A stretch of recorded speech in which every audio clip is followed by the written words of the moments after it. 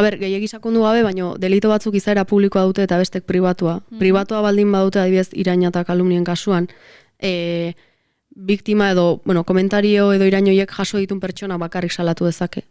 Aldiz, gorrotoa edo irain delituetan, naizta zu ez izan jomugan dagoena zuk ondo esan bezala, zuk bai salatu dezakezu ikusten balin badezu hor gorroto, iraina edo, bideo sexualen kasuan baita ere, horren berri izaten balin badezu bai salatu dezakezu.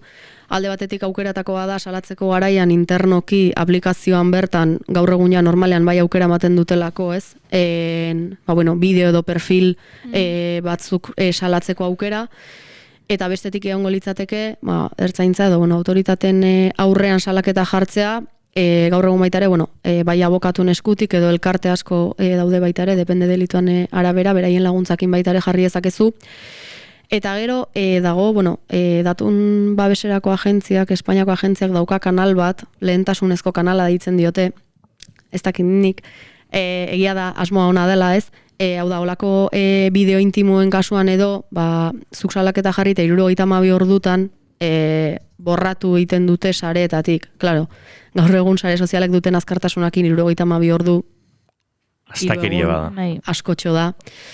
Orduan, aukera badago, baina, efektibidadea, gero ikusi beharko zen.